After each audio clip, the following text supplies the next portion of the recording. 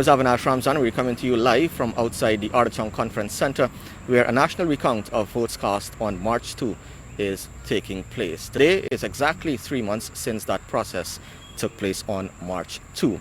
Today is day 28 of that recount, an extension by 3 days of the original 25-day stipulation, and 93 boxes were counted today, bringing the total counted boxes to 1,929. Remember, there are 2,339 boxes to be counted, so there are 410 outstanding. Now, I'm joined this evening by Mr. Lennox Schumann. He is the presidential candidate of the Liberty and Justice Party. Mr. Schumann, thank you very much for talking to us tonight. Today, exactly 3 months since Guyanese would have gone to the polls to exercise their franchise. A lot has happened over the last 3 months. Give us your take of the entire process from then to now. It might take us all night. I don't know that we have enough time to be here to describe what happened, what transpired. But I want to say it is very unfortunate that we are in this position once again. We've just seen elections conducted in Suriname. And it took, 3 days? Minor irregularities, but clean, clean bill of health issued by CARICOM. And here we are, 3 months after elections. We're older than Suriname in terms of independence, and we've just been schooled by our junior. Very, very unfortunate. I hope that out of this process, I think we've identified a significant amount of issues that need to be corrected in Guyana. And out of this here now, we should have a full grasp of everything that needs to be done to set this institution, the Guyana Elections Commission, on the right footing, and to ensure that we never, ever in the future of this country have to do this again. What are probably two of the things that you would like to see be changed going forward? Well, I think the depoliticization of the Elections Commission needs to be paramount. The depoliticization of the Guyana Elections Commission. And I say that because today, for example, Vala Lawrence drove past security. Remember, this is a neutral space. The minute you pass that gate, everyone that goes in there goes in as a candidate or observer. So you're not operating within that space there in any substantive office. And even to that, we don't have ministers of government, substantive ministers of government. But Vala Lawrence drove past the security, went in there, got her COVID test done. The vehicle went and parked. But that should not be permitted because you're not a minister in this structure. You are just a candidate.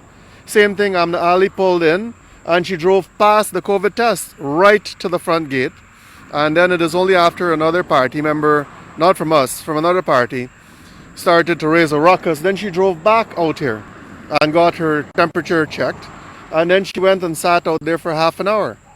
After that, she literally went through security and went straight into Madam Chair's room. So once again, you have someone who is a political operative entering into neutral space and being given preferential treatment by Madam Chair. The Liberty and Justice Party and New and United Guyana, the New Movement, and Change Guyana, we have all submitted a request for a meeting with the Chair and the Commission. That is 1 week and counting. And we have not received an iota of indication of when or if we can expect that meeting. But yet here you have a political operative going from gate to door and being given that preferential treatment. I think the depoliticization of the Guyana Elections Commission needs to be the paramount, the point where we have to apply the most pressure. This is what has happened, right? The Guyana Elections Commission represents the People's Progressive Party Civic and the People's National Congress. It does not represent all of Guyanese, all of Guyana, sorry. You look at it, 11 political parties contested these elections, yet only 2 of them are permitted to sit on that commission. So we obviously have to restructure the whole system. What, in your estimation, what do you feel is the reason for the Elections Commission not responding to you guys?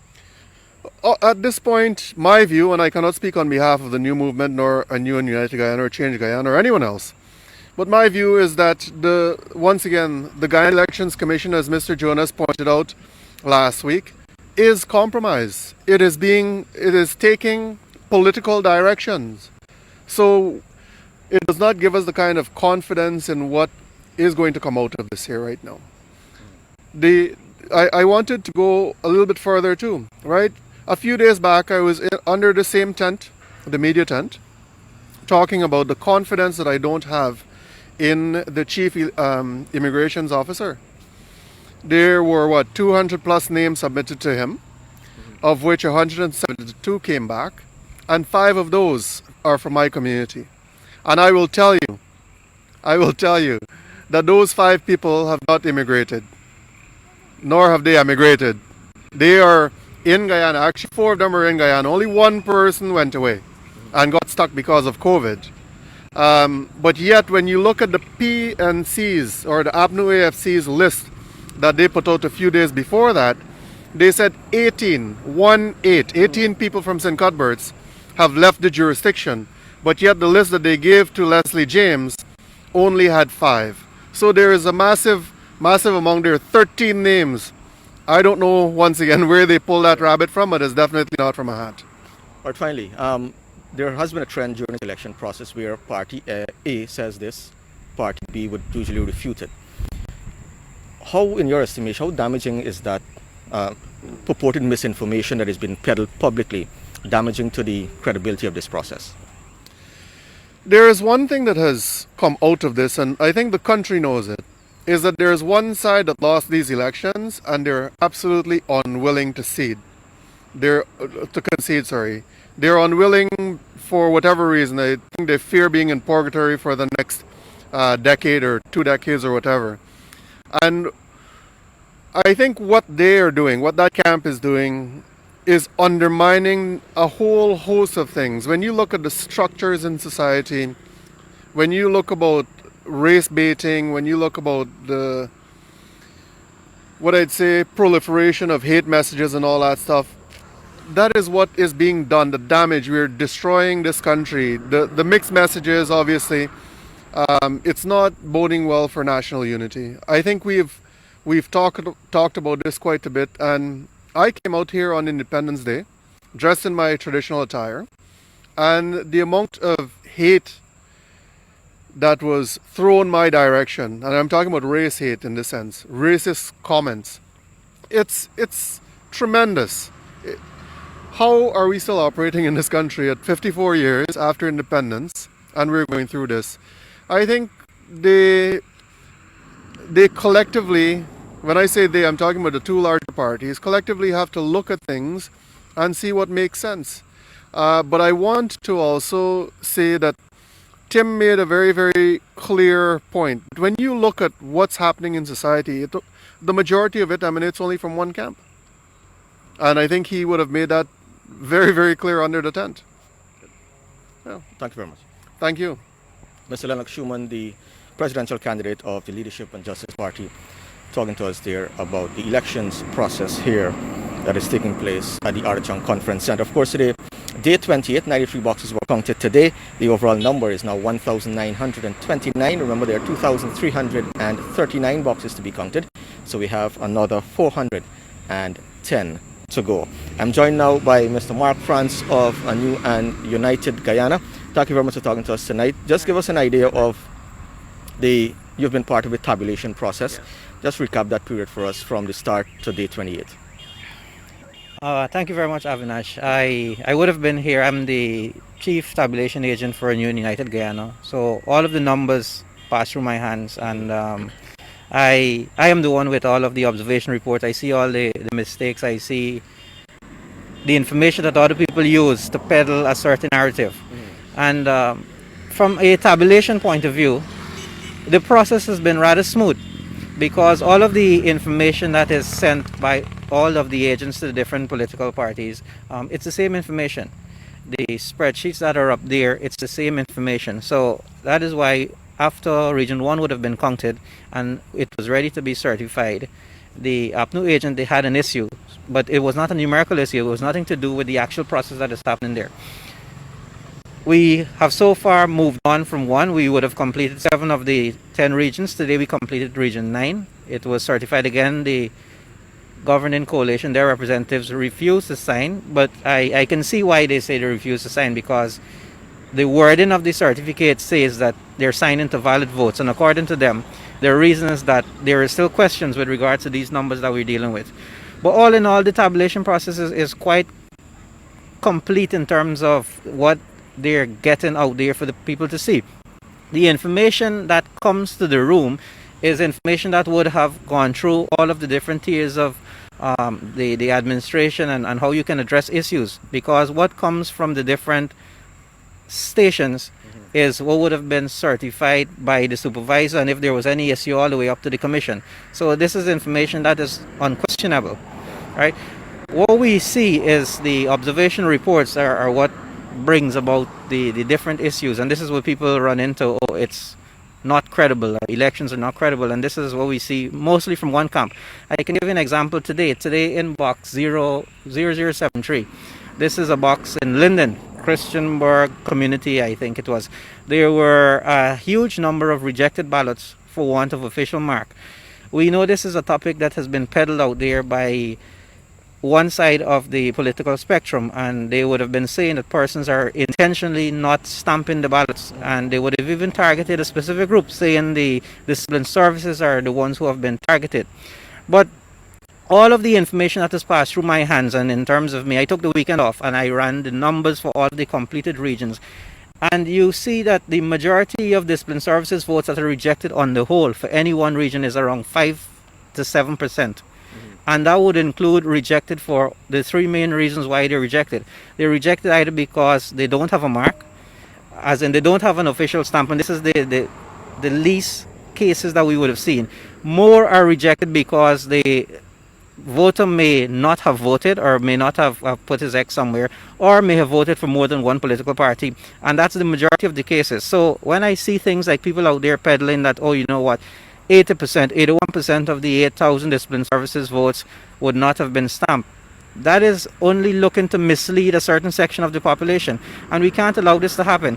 Now, in the case today that I refer, the specific box 73 from Linden, this was a case whereby 29 ballots of the general ballots were rejected for want of mark.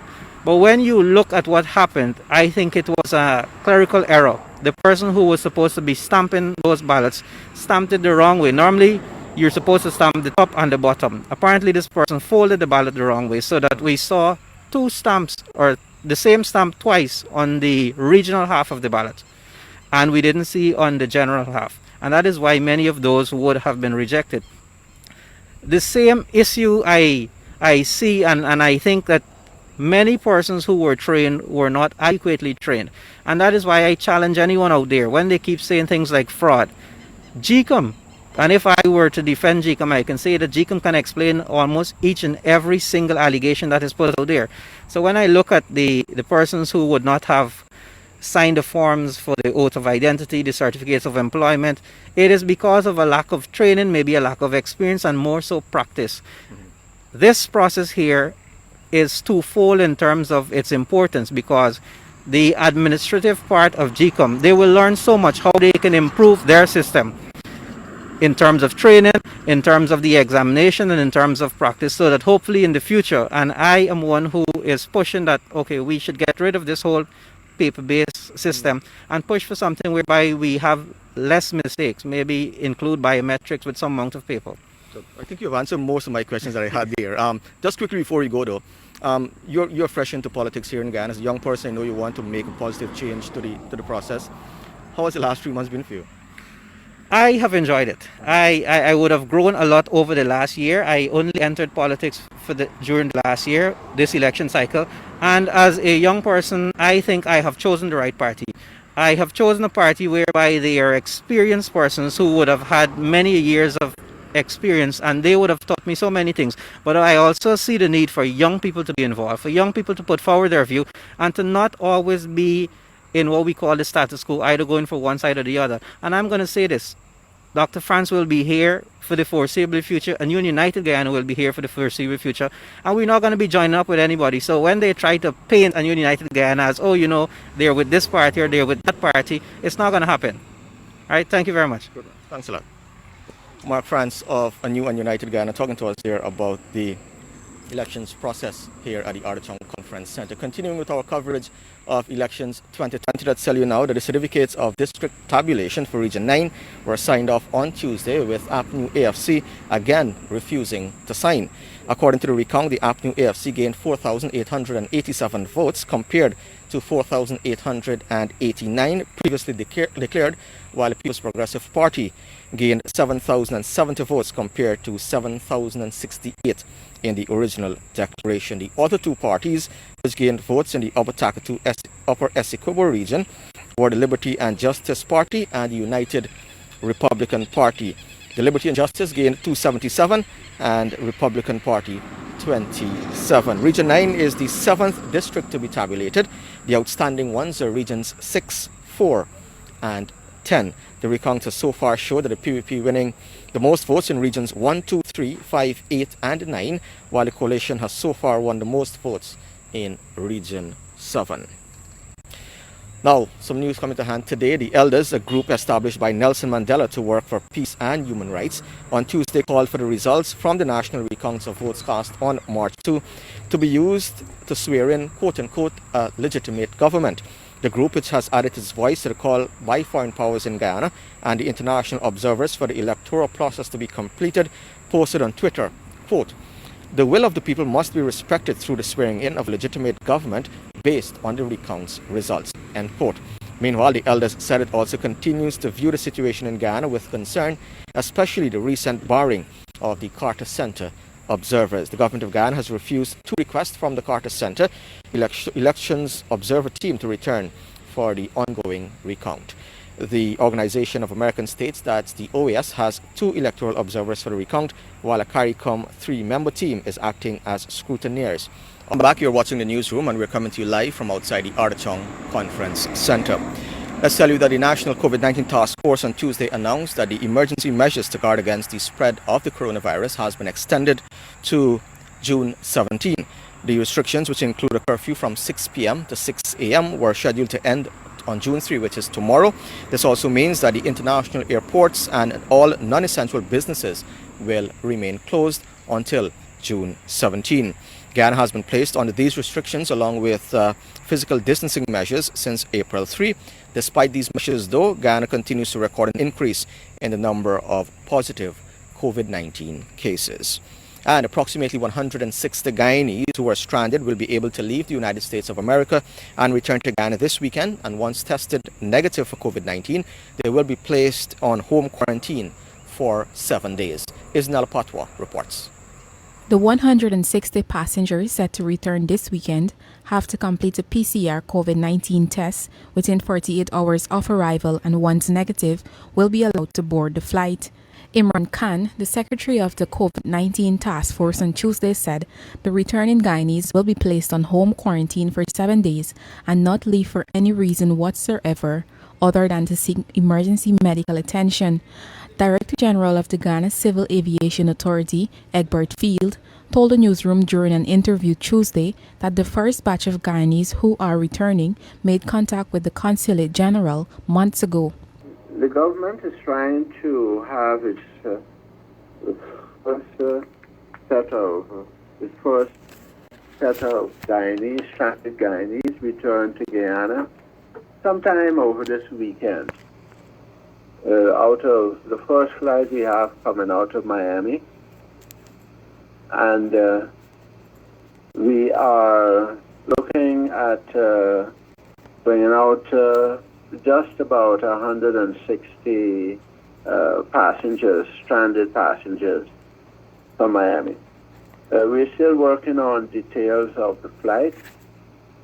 It should be finalized, hopefully, I'd say by tomorrow. The passengers are covering all costs associated with their return and are also required to fill out an entry form before approval is given for them to return. Mr. Field said the National COVID-19 Task Force is still working out the details of the flight, which should be finalized by Wednesday. The call is between Eastern Airlines and possibly Caribbean Airlines. It looks like we'll be shifting focus on using Eastern Airlines because of the capacity at this point in time, but we have not definitively detailed a particular airline. The Director General could not say when the second batch of Guyanese is likely to arrive. Meanwhile, the Director General also spoke about reopening the airports and economy in a phased manner. Opening the economy or opening the airports is not an easy exercise. It has to be done in a regulated manner. It has to be done in a manner where you gain the trust of the passenger. Because the passenger wants to know when he's traveling COVID-free. He's traveling, virus is around. So you have to install measures which will improve the confidence of the flying public, which would improve the confidence of the airline coming here. So there's a phased process. We have standard operating procedures which are being worked on now. We've completed that draft of the standard operating procedures. We are now about to finalize it, and all this is in the planning phase, which is the first phase of reopening the aerodrome. Guyana closed its borders and ports of entry on March 18th to guard against the spread of COVID-19. Reporting for the newsroom, I am Isanella Patwo. Now, having received the official timetable from the Caribbean Examination Council, CXC, the Government of Guyana on Tuesday announced that the National Grade 6 Assessment, that's the NGSA, will be held on July 1 and 2, 2020. The dates for the Caribbean Secondary Education Certificate, that's CSEC, have been given as July 13 to August 4, and the dates for the Caribbean Advanced Proficiency Exam, that's CAPE, have been given as July 13 to July 31. The Education Ministry made it clear that these examinations will be written using the paper-based modality. The official examination order will be gazetted and published on June 3, 2020. This order will address the public health protocols to be implemented for these examinations. In the courts now, murder-accused Marcus Bisram walked out of the Camp Street prison a free man after the High Court on Monday ruled that the order by the Director of Public Prosecution, that's the DPP, to reopen the case against him was unlawful. Having been freed for a second time in connection with the murder of a quarantine carpenter, Bisram now plans to sue the state for wrongful incarceration. Bibi Katoon reports. This is the second time murder-accused Marcus Bisram has been freed of charges which alleged that between October 31st and November 1st, 2016, he coerced, procured and demanded 5 men to murder carpenter Fayaz Naraindat. Bisram, a U.S. citizen, was freed on March 30th after Magistrate Renita Singh at the Wim Magistrates Court found that the state did not have sufficient evidence against him. However, just hours later, Bisram was rearrested as the DPP ordered that the magistrate reopen the case on the grounds that there is enough evidence for him to stand a High Court trial. As a result, Bisram's lawyer Sanjeev Dattadin moved to the High Court to challenge the DPP's order, and on Monday, High Court Judge Simone Morris Ramlal ruled in his favor. She ruled yesterday morning that the order by the DPP was unlawful. The direction by the DPP was unlawful, that the arrest of Mr. Bisram again was unlawful, that his continued incarceration was a violation of his rights and unlawful, and the order to commit him to stand trial in the High Court for murder has been quashed. Bisram was released from prison on Tuesday morning after all the necessary documents were signed. Bisram's attorney told the newsroom that his client is innocent and will be filing a lawsuit against the state and the Director of Public Prosecutions. So Bisram also intends to bring proceedings against the state and the DPP. On what grounds? That they have charged him, made him suffer, had him locked up for several years, when they had no evidence that he had done anything. He's not guilty of anything. Marcus Bisram is accused of being the mastermind in the killing of carpenter Fayaz Naraindat on October 31, 2016. Naraindat's body was found on the number 70 Village Public Road in Berbice the next day, and police arrested his attackers, who confessed that the flamboyant Bisram had ordered them to commit the killing. It is alleged that the carpenter refused Bisram's sexual advances, which led to him ordering the hit. Bisram returned to the U.S. after the crime, but was subsequently extradited to Guyana in November 2019 after spending over 2 years in prison in the United States. Since his arrival in Guyana, the case has been plagued with issues as the state failed to provide evidence gathered since 2016 to prosecute Bisram. Bibi Katone reporting for the newsroom. Welcome back. You're watching the newsroom, and we're coming to you live from outside the Artachon Conference Center at Liliendal. Now, vendors on Regent Street in Georgetown have found innovative ways to remain an essential service so that they can continue to provide for their family while at the same time adhering to the national COVID-19 measures. Isnella Patwa tells us more. The coronavirus disease has caused countries in the world to impose restrictions and measures to prevent the spread of the deadly virus. In Guyana, a number of services are listed as non-essential under the national COVID-19 measures. This remains a challenge for businesses that are non-essential, especially vendors. A number of businesses had to close their doors and lay off employees, but some amount of vending continues. Paul Ashby has been selling shoes on Regent Street, Georgetown for the past 30 years. He told the newsroom that in order to survive, he had to switch from selling shoes to now selling face masks and hand sanitizers. COVID-19 right now, you don't know, well, the business is slow. The business is so slow that sometimes you pack out something for sale, you can't sell nothing but just thing only for the COVID-19. You got to sell sanitizers and them things for make $1 now. Normally, my business is boots. And since the COVID-19, nobody give you nothing as you don't know normally. We still on the, they're going to hang the police pass here, and all the boots they wanted to boot and tell them we got cover it up. You understand? And only essential thing to sell. So far, we still got to survive, so we got that thing. You understand? Another vendor, Troy Wright, who sold clothing on Regent Street for a number of years, is also now selling face masks and sanitizers, but he said this is not sufficient to support his family. As such, Mr. Wright is asking the government to intervene. And we in Regent Street now trying to cope with our family, to pay our bills, and the police with the constables say they get check order that we have to close. I can't say close, only this mask and this mask here, it's $200 for one. I make them. Huh? Well, the mask, they're selling a little bit fast. Now they get a little bit slow because a lot of people distribute masks and that will make a mask. But as I tell you before, with selling my clothes, I sell jeans and jersey and different other clothes. They got a bigger capital, a bigger money. They cannot do that. I have to depend on this mask plus $200 and it's kind of slow. So I need the government to look into this here and whoever behind this here, the stockholders or the private sectors, to have a little cautious with the clothes vendors.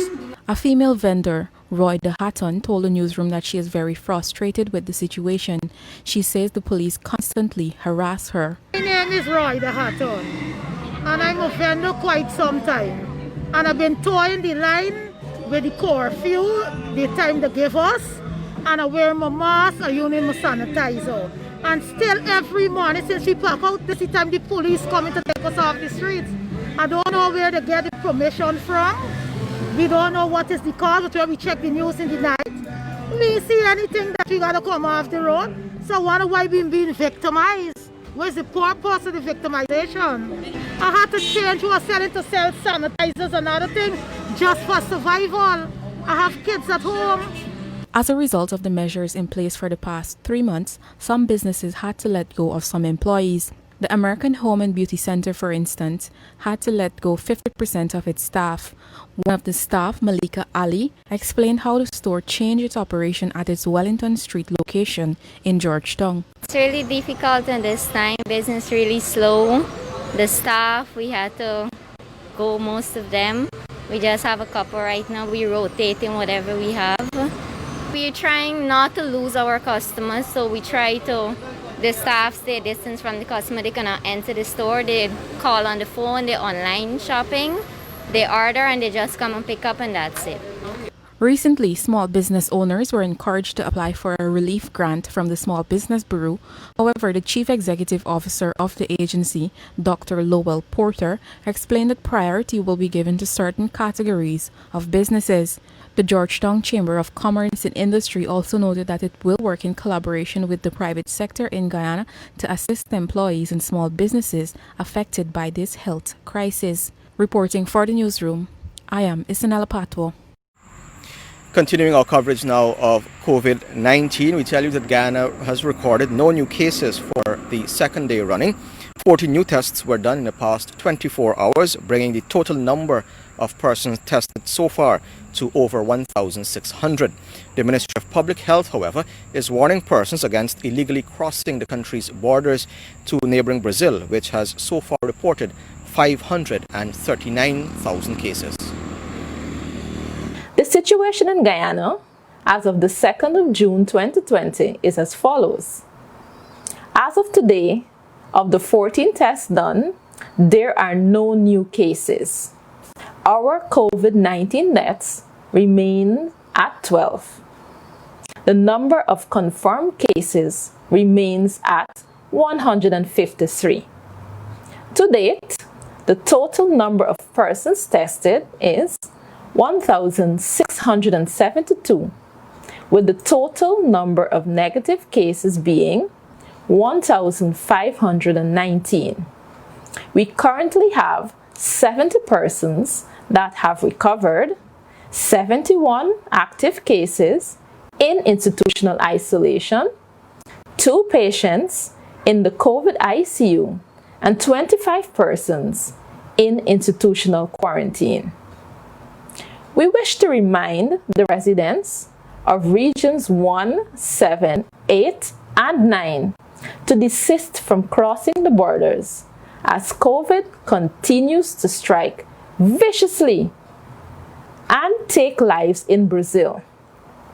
Let us continue to pray for guidance and protection for health workers worldwide, and especially our frontline workers who are heroically waging the war against COVID-19. We commend all those who are making a special effort to do their part in this crisis and reiterate the need for all Guyanese to come on board.